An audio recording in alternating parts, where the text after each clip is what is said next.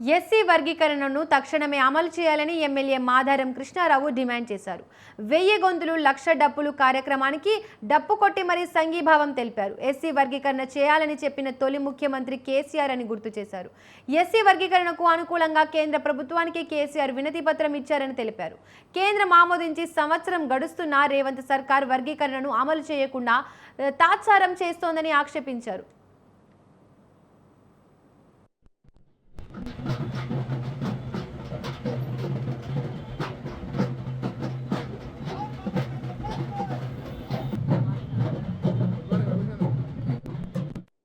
ఏదైతే 30-35 సంవత్సరాల నుంచి మాదిగ సోదరులందరూ వర్గీకరణ కావాలని మందకృష్ణ మాదిగ ఆధ్వర్యంలో ఎప్పటి నుంచో ఎన్నో ఇబ్బందులు పడి ఎన్నో బాధలు పడి అన్ని పార్టీలను ఒప్పించే ప్రయత్నం చేసినా ఎవరు కూడా స్పందించకపోవడం వల్ల ఇంత ఆలస్యం కావడం, మరి నిజంగా సుప్రీంకోర్టు ద్వారా న్యాయ పోరాటం చేసినటువంటి మందకృష్ణ మాదిగ గారికి ఈ వర్గీకరణ ఈ ఫిబ్రవరిలోనే వర్గీకరణ జడ్జిమెంట్ వచ్చింది.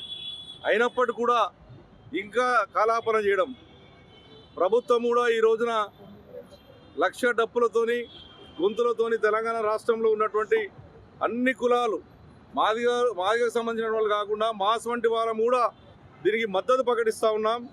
కాబట్టి దీనికి పర్మిషన్ ఏమంటే వాళ్ళు ఈరోజు పర్మిషన్ లేదన్నటువంటిది క్యాన్సిల్ చేయనటువంటి ఆలోచనలో ఈ ప్రభుత్వం ఉంది అంటే ఇది ఎంత దుర్మార్గమైన విషయం.